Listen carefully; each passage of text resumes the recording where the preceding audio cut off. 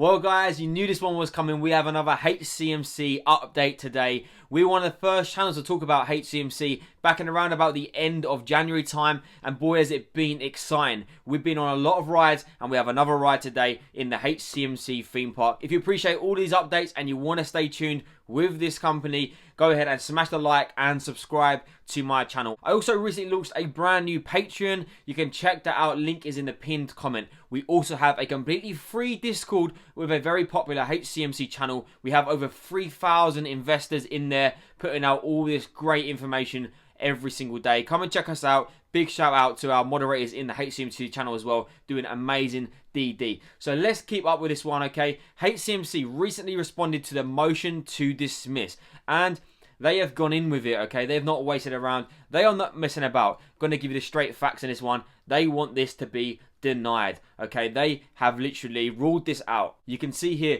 jury trial demanded and motion to dismiss denied, okay? So this is literally what we wanted to see, and we thought maybe we wouldn't get much information from them, but they have. They've given us a 31-page document literally denying this and then explaining why this needs to go to court, or at least needs to get seen by the judge, okay? It's definitely exciting. I'm going to try and break down as much of this document as possible, but it is a long document. I'm also not a lawyer. I'm also not a financial advisor. If you are planning on investing into any stock in the market, then you should always do your own research first. But I'm going to give you some of the key breakdown facts on this. I've gone through this 31-page document, and it is exciting, okay? So let's get into this. We're just going to give you some of the facts, and I'm going to summarize and give you my thoughts on this company. Like I said, I have read through this whole thing right here, but I'm going to read out some of the key points, okay? The court need only read the introduction to the defendant's motion to conclude that it must be denied. This is the introduction, and this is probably, you know, a good summary of what they're asking for here, okay? The defendant's motion misses the mark for several reasons.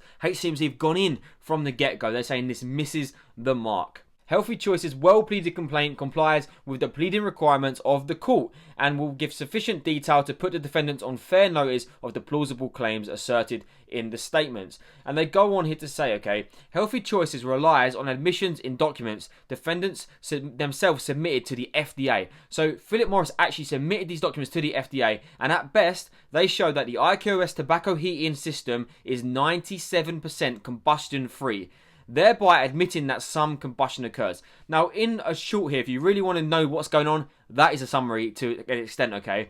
They are saying here that this product is 97% combustion free. That was Philip Morris's own words. And the deal here is this should be 100% combustion free. Zero combustion should be occurring. If there's 3% left, what is that 3%? You can argue that is not 100%, okay? IQS system is combustion free, and in fact shows the FDA merely concluded that it suggests that combustion does not occur.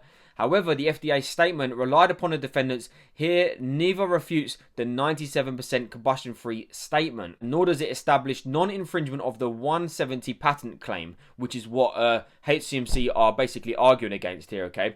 The third defendant motion clearly raises a genuine dispute as to the meaning of the term combustion, and it is used in the claims 170. This is what it all boils down to, okay? What do they mean by this term combustion here? Because if they are saying it's 97%, that shows that there is some combustion that potentially occurs, partial combustion, which therefore is infringing on HCMC's patent claim. They say that indeed the term combustion is not defined anywhere in the FDA scientific review, and the FDA's approval of the IQS system as a heat, not burn device does not answer the question of whether a small amount of combustion, as the term is used in the 170 patent.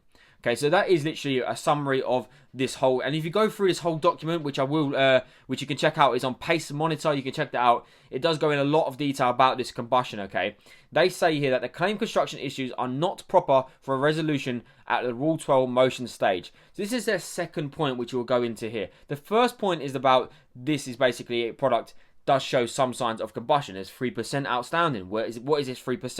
And they're saying that Healthy Choice's well-pleaded complaint notes that the defendant IQS system in combination with IQS tobacco stick infringes at least one of the 170 patent. Further to that, HCMC defendants know and specifically intend for the IQS system to be used in a manner that meets the limitations of at least Claim 5 of the 170 patent. And the second point to this really is that they are saying that Philip Morris is providing these details or these claims far too early. This is the motion to dismiss stage, and their reply was not adequate for this stage. Defendants seem to be confused about the difference between the dismissal of a case and any potential limitation regarding the plaintiff's damages. And in any event, the defendant's claim fails because post-suit knowledge is sufficient to assert an inducement at the pleading stage. There is lots of law jargon here. If you want to get more into the law in-depth of this, there is a YouTube channel called ZOM Stock. I've checked out his video as well. He broke this down as well in terms of a lawyer's perspective, and it pretty much aligns with all of our thoughts on this. Well, HCMC's main argument here is that neither the executive summary nor the FDA scientific review state combustion cannot and does not occur under the normal operation of the IQMS system, nor do the documents state that the application requested FDA to confirm the IQMS system cannot initiate combustion reaction. That's what we need to know here. We need to know about this combustion, and that's what we're going to look forward to finding out as this course goes on. This is going to be a lengthy process, okay? HCMC also mentioned in this filing that they did grant extensions for Philip Morris on numerous times, okay? This is going to be lengthy. We could see another extension now, but yeah, that's just something to worth notice as we carry on going through this document. The next thing here is a short and plain statement of the claim showing the pleader is entitled to relief.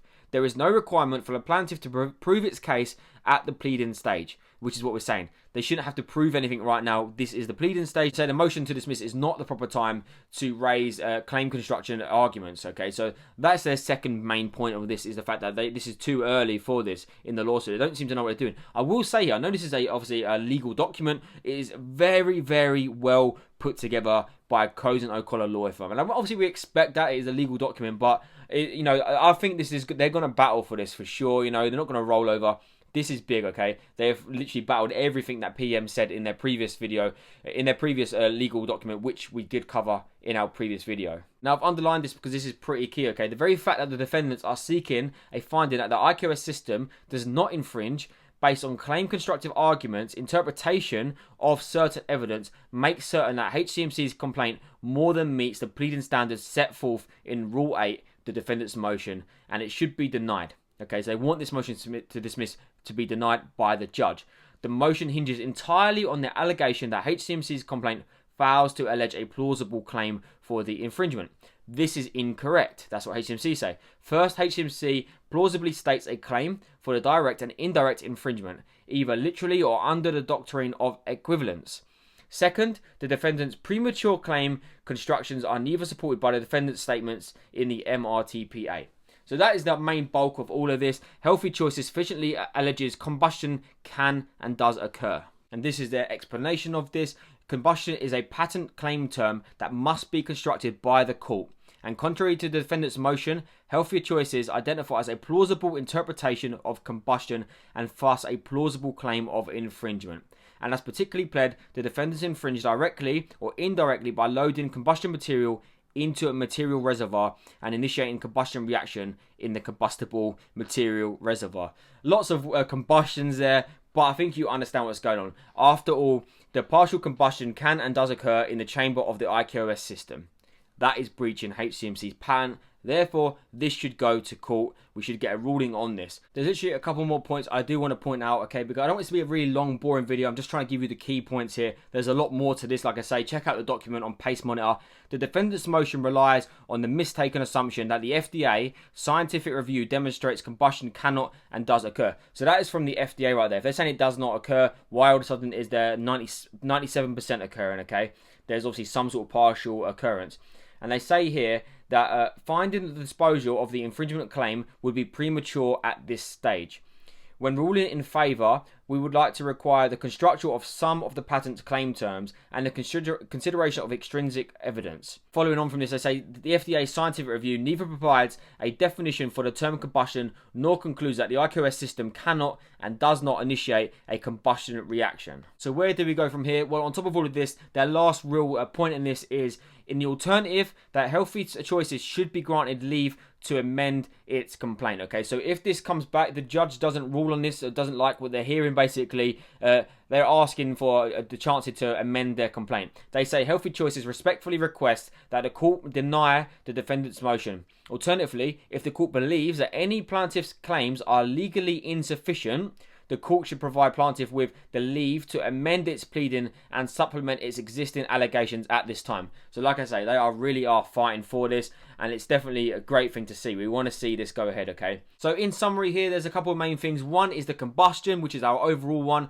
Does combustion occur? If it does, to what extent? And it shouldn't be occurring because it says it's zero combustion. And the second thing here is why on earth was half of PM's reply allowed at this stage? You know, that shouldn't even be going ahead. That's later down the line. And the third thing here, that if they don't deny this, they should be allowed to amend their claim against Philip Morris. So they are determined to get this, and it's exciting to see. I want to jump into the stock very quickly. At this time of recording, we are at 0.0014. It hasn't really moved today. It's actually, on the day, we're actually down, which is a bit of a surprise, okay? But the next stages for this now is Philip Morris to reply. April the 16th, so just a couple of weeks, or 3 weeks now roughly, until we get a reply from Philip Morris. We're expecting that to probably be the last day of it. Everything seems to be left last minute. Can they rule an extension? Yes, okay, they probably will. Everything has been extended so far, but I don't think there's so much pushing your luck with this one, okay?